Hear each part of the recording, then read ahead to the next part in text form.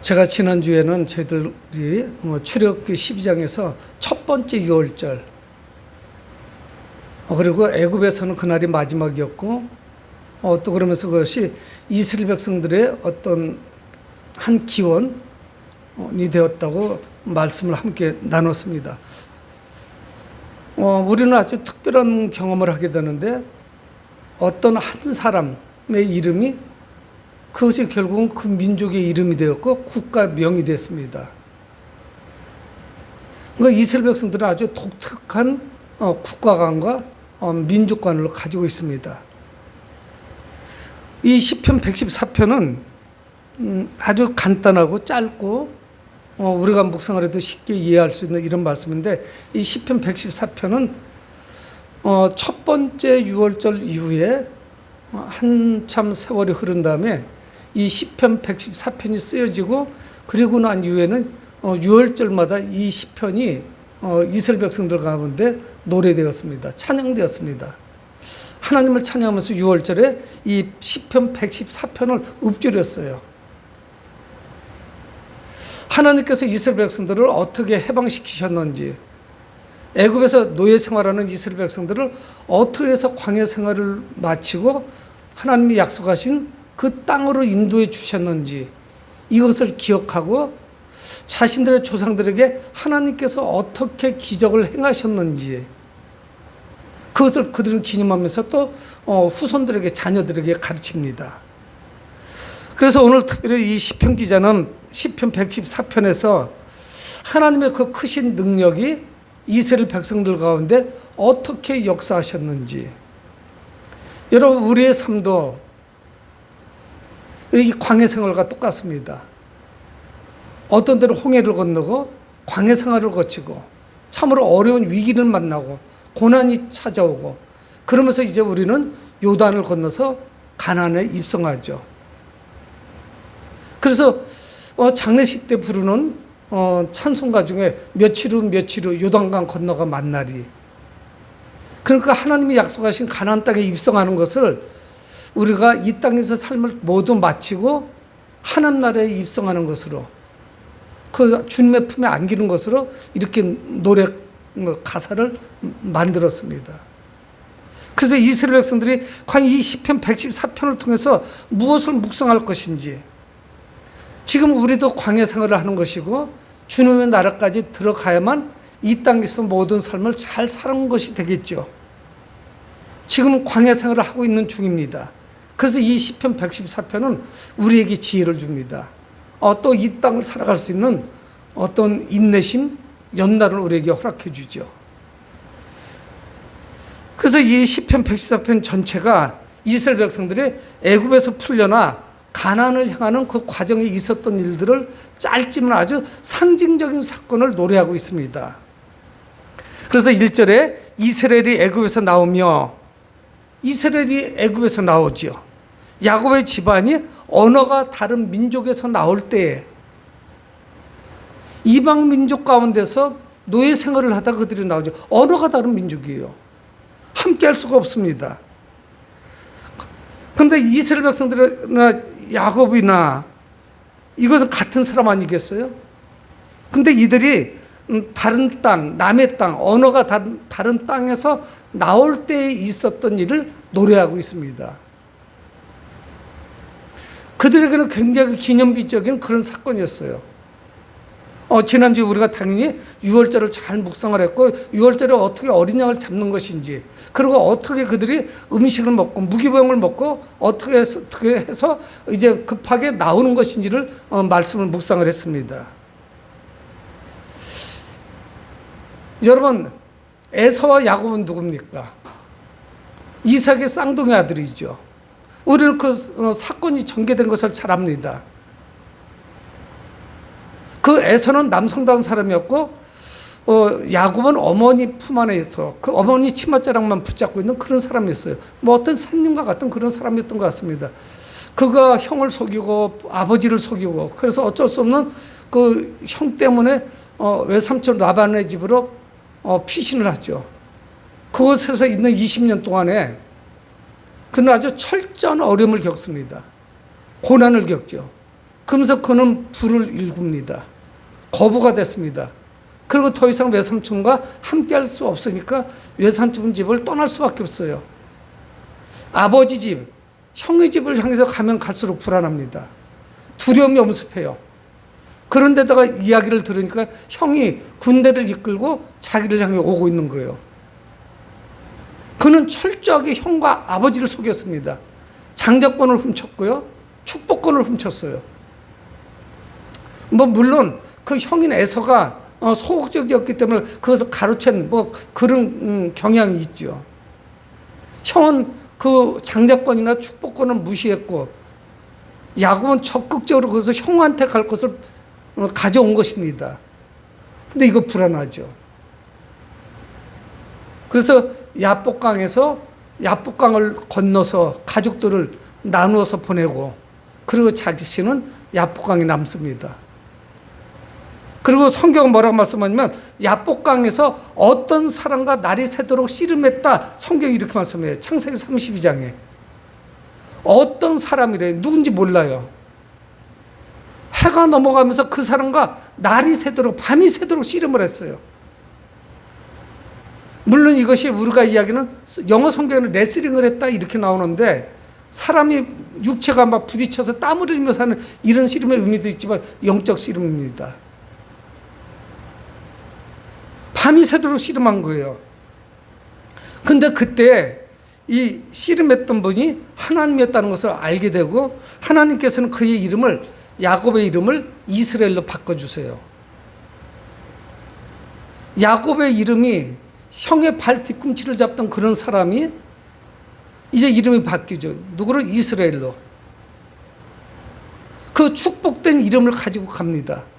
그랬더니 형님을 만났더니 형의 마음이 다 풀어졌어요. 야곱 바로 이스라엘도 자기 형을 향해서 그렇게 이야기합니다. 형님의 얼굴을 배우니 주님의 얼굴을 배우는 것 같다. 그래서 형제가 화해하고 이제 고향으로 돌아가죠. 물론 세겜이라는 땅에 머물러 있기도 했었지만은 여러분 하나님께서는 한 개인의 이름 야곱이라고 하는 이름 형을 속이고 아버지를 속이던 이런 사람의 이름을 이스라엘로 바꿔주셨습니다. 그리고 그것이 한 민족의 이름이 됐어요. 이스라엘과 야곱을 말씀합니다. 그런데 이 민족들이 이방에서 나올 때, 다른 민족에서 나올 때, 언어가 다른 나라에서 나올 때 하나님이 어떻게 역사하셨느냐 하는 것을 말씀하고 있습니다. 2절에 유다는 여호와의 성소가 되고 이스라엘은 그의 영토가 되었도다. 유다와 이스라엘을 굳이 나눌 필요는 없어요. 한 민족을 말씀해요. 하나님이 선택한 민족을 말씀합니다. 이 이야기는 뭐냐면 그들 자체가 하나님의 성소래요. 원래 성소는 광야 생활 중에는 성막, 텐트를 만들었고 이스라엘에 들어가서는 세월이 흘러갔을 때 솔로몬이 돌을 통해서 목재와 아주 좋은 자재를 가지고 영구적인 건물을 짓죠. 빌딩을 졌어요. 그게 이제 성전입니다. 예루살렘 성전이죠. 근데 하나님의 말씀 뭐라고 말씀하냐면 유다가 하나님의 성소라는 거예요. 거룩하다는 거예요. 하나님의 임재의 현장이라는 거예요. 성소는 뭡니까? 하나님은 어느 곳에나 계신 곳이지만 하나님이 우리를 만나주시는 곳이죠. 그러면서 이스라엘은 그의 영토가 되었도다. 어떻게 보면 건물이 있지만은 그 성소와 영토가 구분되지 않아요. 이스라엘이가 하는 나라는 나라 전체가 담이 없고 기둥이 없고 천장이 없는 하나의 예배당입니다. 왜? 모두가 하나님을 믿고 있는 그런 백성들이에요. 하나님 안에서 하나 됩니다. 그래서 그 공동체를 이루고 있는 거예요. 하나님은 그저 허접한 백성으로 삼지를 않았어요. 성소가 되어주시고 영토가 되어줘요. 그들을 지켜주시는 것이죠.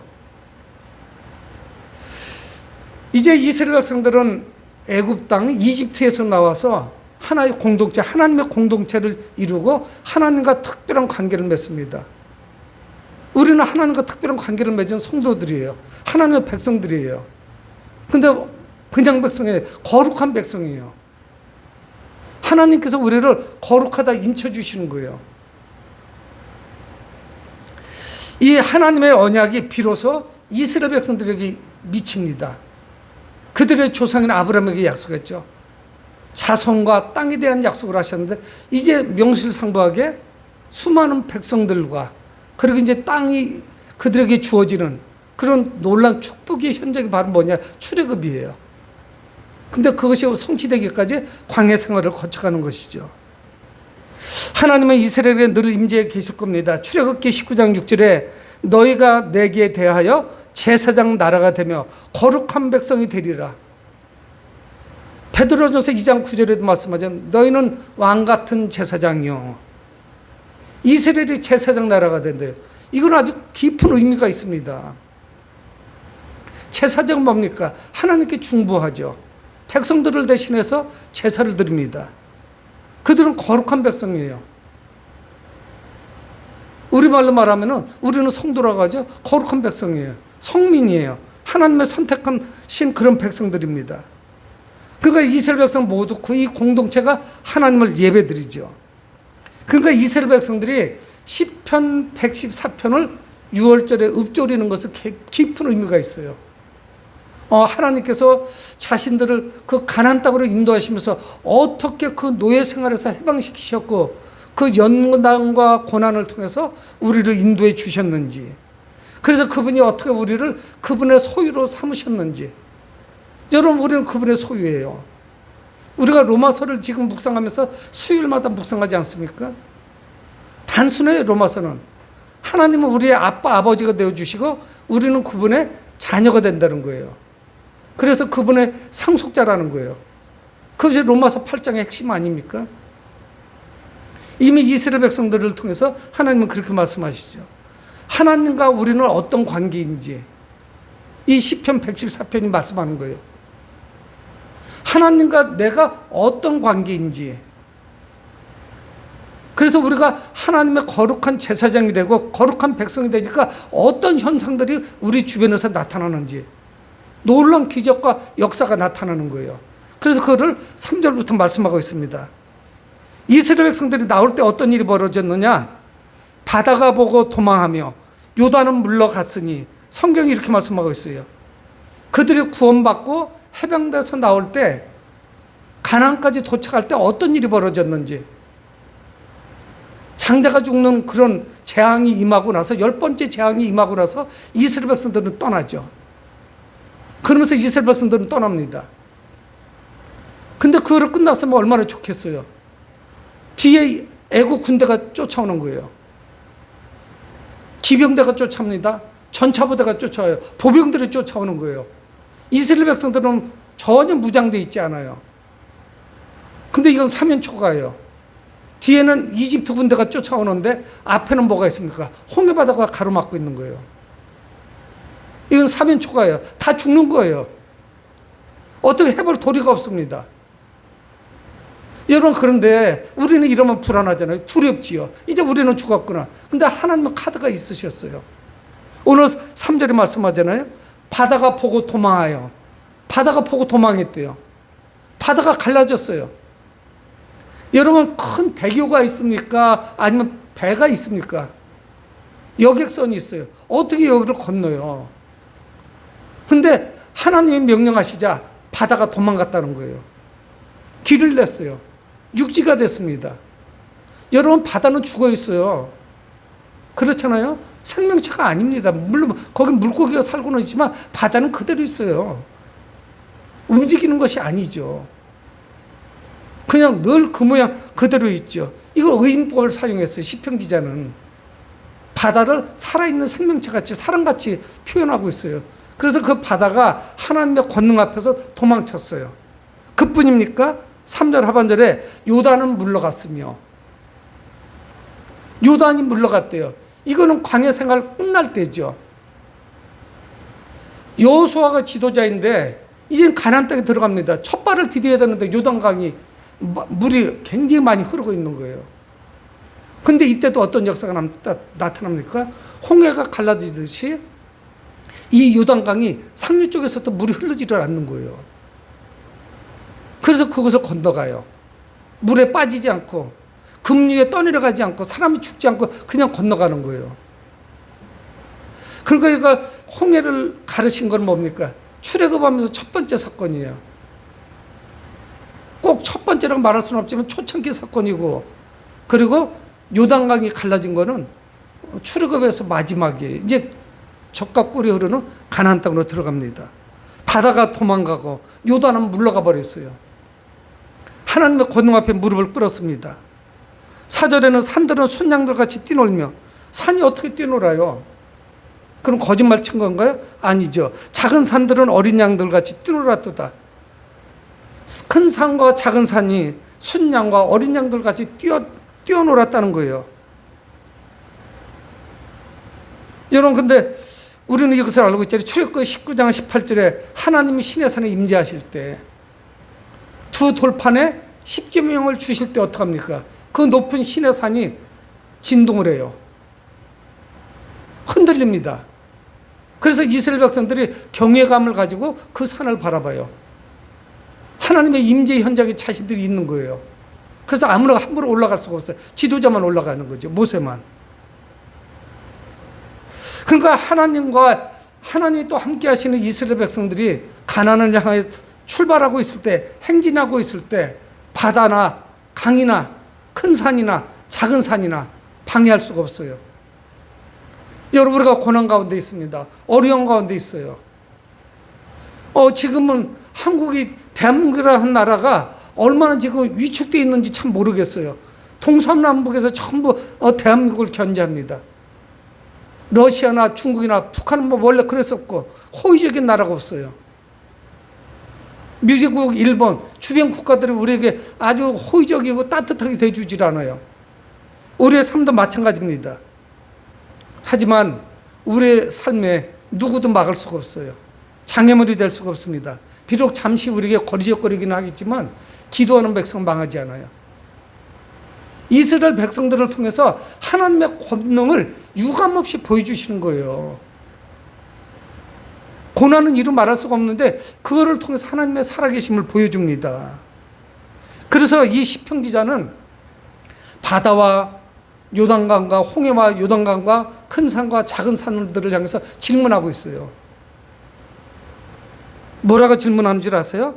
5절에 바다야, 네가 도망하면 어찌미냐? 네가 왜 도망갔느냐? 묻는 거예요. 어째서 도망갔느냐? 묻는 거예요. 5절에. 요단아, 네가 물러가면 어찌미냐? 답을 알고 있죠. 하나님의 권능 앞에서 그것들이 갈라지고 물러난 거예요. 좌우에 벽이 생겼다고 그랬어요. 홍해를 건너갈 때 이스라엘 백성들은 아무 문제가 없었습니다. 하지만 홍해를 건너는 애국 군대는 그 홍해에서 전부 수장되죠. 하나도 살아남을 수가 없었어요. 여러분, 특이하잖아요. 뭐 사람들은 그렇게 이야기합니다. 홍해라는 뜻이 갈대바다라는 의미도 가지고 있어요. 그러니까 갈대바다니까 바지를 걷어 올리고 옷을 걷어 올리고 그냥 걷는 거 아니냐? 아니요. 이스라엘 백성들은 건너는데 왜 홍해에서 애국 군대는 죽습니까? 그냥 건너면 되지. 그런 말이 될 수가 없죠. 바다야, 내가 도망하면 어찌함인가? 요단아, 내가 물러가면 어찌함인가? 하고 질문하고 있어요. 이 시편 기자는 이 질문의 답을 다 알고 있죠. 창조 이후에 바다나 강이나 아니면 산이나 아니면 낮은 산이나 할 것 없이 갈라진 적 있습니까? 진동한 적 있어요? 여러분, 산과 들에도 똑같은 질문을 하고 있습니다. 6절에 너희 산들아 순양들 같이 뛰놀며 작은 산들아 어린 양들 같이 뛰놀면 어찌함인가? 앞에 나왔던 것들한테 다시 질문한 거죠. 뛰어놈이 어찌함인가? 산과 작은 산은 대답할 수 없죠. 생명체가 아니니까. 이 시편 기자는 그 이유를 압니다. 왜 이런 일이 벌어졌을까? 천적으로 하나님의 권능이죠. 여러분, 우리야말로 기도해야 됩니다. 에이브러함 링컨은 자기 임기 도중에 계속 전쟁을 합니다. 남과 북이 남북 전쟁이 계속 일어난 거예요. 명제는 하나예요. 노예를 해방시켜주자. 안 된다. 남쪽에는 노예가 있어야 살 수 있어요. 산업이 전부 면직물이라든가 사람의 힘이 많이 노동력이 필요한 거예요. 그러니까 노예가 필요하죠. 흑인 노예가. 근데 하나님의 사람 에이브라함 링컨은 이거는 사람이 할 짓이 아니죠. 사람이 사람을 노예로 부려먹는다는 게. 그런데 문제는 뭡니까? 남과 북이 다 하나님의 이름으로 전쟁을 하는 거예요. 하나님의 이름으로 저것들은 우리의 원수의 적이야. 그래서 저것들을 다 죽여야 돼요. 남과 북이 다 그런 마음을 먹고 있는 거예요. 하나님의 이름으로 전쟁을 하는 거예요. 여러분, 하지만 이 에이브러함 링컨은 한 번도 하나님에 대한 믿음을 잃어버린 적은 없습니다. 하나님께서 이것을 잘 아름답게 해결해 주실 것이라는 걸 알았습니다. 우리의 삶도 그래요. 여러분, 전적으로 하나님의 권능에 의지할 수밖에 없어요. 하나님만이 하세요. 이 피조물은 창조주이신 하나님 앞에 무릎 꿇을 수밖에 없어요. 하나님이 그걸 창조하셨어요. 어찌하겠어요?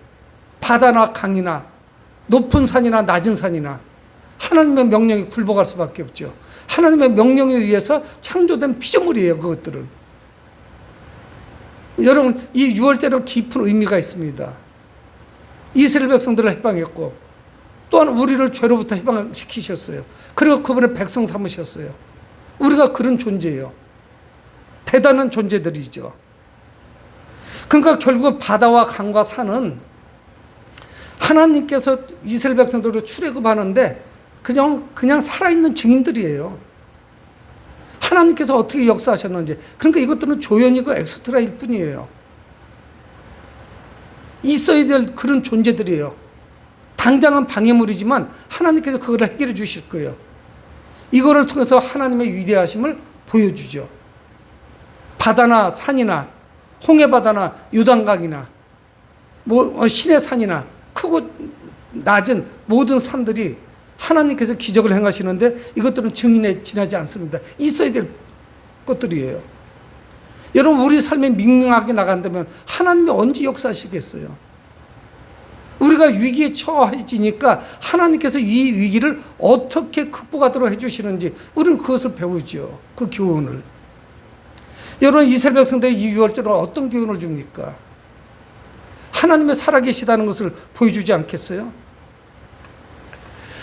이스라엘 백성들의 조상인 이 야곱도 야복강에서 하나님과 밤새도록 씨름하고 새로운 삶을 시작하죠. 기적을 경험한 다음에 이스라엘 백성들도 유월절과 광야 생활을 통해서 시작을 합니다.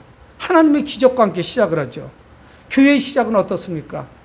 그것이 마가의 다락방이라고 하는데 마가인지는 확실히 모르겠지만 다락방에서 120명이 기도했을 때 그날이 언제입니까? 6월절에 성령이 임하시면서 역사가 나타나죠. 그러면서 교회가 시작돼요. 우리의 삶의 시작도 하나님의 기적과 함께 시작이 돼요. 우리 같은 죄인이 구원받았다는 것, 이거야말로 기적 아니겠어요? 이거보다 더 큰 기적이 어디 있겠습니까? 그러면서 이 시편 기자는 7절에서 땅을 불러서 야곱의 하나님 앞에 떨 것을 명령합니다. 땅이여 너는 주 앞 곧 야곱의 하나님 앞에서 떨지어다. 땅 보고 하나님 앞에, 땅의 주인이신 하나님 앞에 떨라는 거예요. 여러분, 왜 이렇게 하셨을까요? 하나님께서 왕이시라는 걸 보여주는 이런 사건이에요. 하나님은 지금 누구의 편이냐? 이스라엘 백성들의 편이에요. 그러니까 거칠 것이 없어요. 하나님은 이스라엘 백성들이 목이 말라 죽게 됐을 때 반석에서 물을 내십니다. 8절도 말씀하고 있죠. 그가 반석을 쳐서 못물이 되게 하시며 차돌로 샘물이 되게 하시며. 반석을 쳐서 못물이 되게 하셨다. 이건 뭐냐? 큰 바위, 이거 움직이지 않는 그런 끄떡 없는 바위를 반석이라고 하죠. 베드로가 반석이라는 뜻 아닙니까? 못물이 되게 했다. 못물은 뭐냐면 웅덩이를 만들었다는 거예요. 물이 고이는 웅덩이. 생수가 터졌어요.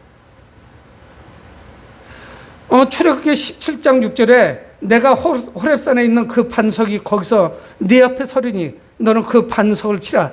그곳에서 물이 나오리니. 마사와 르비딤에서 역사가 나타납니다. 사람들이 불평해요. 우리가 물도 마실 것도 없고 우리가 광야에서 다 이렇게 죽게 만들었느냐. 불평할 때 하나님께서 반석 앞에 서라고 하시죠. 누구에게? 모세에게. 그리고 그 반석에서 물을 터뜨리시는 거예요. 생수가 나왔다고 말씀하고 있어요. 여러분, 이스라엘 백성들에게는 이 광야 생활 40년이 차돌이 샘물이 됐다. 차돌이 얼마나 단단한 돌입니까? 8절에 그걸 말씀하고 있어요. 반석을 쳐서 못물이 되게 하시고 차돌로 샘물이 되게 하셨어요. 땅이 떨 수밖에 없죠. 불가능한 그 일을 하나님이 하신 거예요. 역사가 나타난 거예요. 하나님은 광야에서도 계속 역사하셨습니다. 하루하루가 새로운 거예요.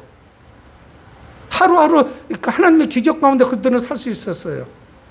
40년이 기적의 연속이었습니다. 하나님은 매일매일 만나를 주셨어요. 근데 이거는 과일도 아닙니다. 밀이나 보리나 아니면 쌀과 같이 열매도 아니에요. 심은 것도 아니에요. 근데 밤새 언젠지 모르지만 새벽 미명에 나가면은 들판에 이 만나가 깔려 있는 거예요. 근데 그것이 딱 하루만 먹을 정도예요. 태양이 떠오르면 다 사그러들었어요. 어디로 갔는지 흔적도 없어요. 성경 분명히 그렇게 말씀하고 있어요. 그건 매일매일이 기적이에요. 하나님이 역사하신 것이죠. 새로운 일들이 나타나요. 이스라엘 백성들은 사람이 살 수 없는 광야 생활 40년을 버팁니다. 이것이 뭡니까? 하나님의 은혜였죠. 하나님의 창조의 능력은 한 백성을 선택하시고 그들을 거룩한 하나님의 백성으로 삼으셨어요. 그러면서 이스라엘 백성들은 6월절마다 이 6월절 노래 시편 114편을 부르면서 하나님을 기억합니다. 또 기념해요. 하나님께서 자신들에게 베푸신 그 은혜를 기억해요. 그러면서 뭡니까? 하나님과 우리의 관계가 어떤 관계인지 그 정체성을 찾아요. 확인하는 것이죠. 여러분, 우리는 우리 주 예수 그리스도 그분의 피로 구원을 받았습니다. 우리가 어떤 존재인지 우리는 기억을 하셔야죠. 이스라엘 백성들은 출애굽에서 역사하신 그 하나님을 기억하고 시편 114편 오늘 찬송을 통해서 하나님께 경배합니다. 예배드려요. 그분을 존귀 여기고 높여드려요.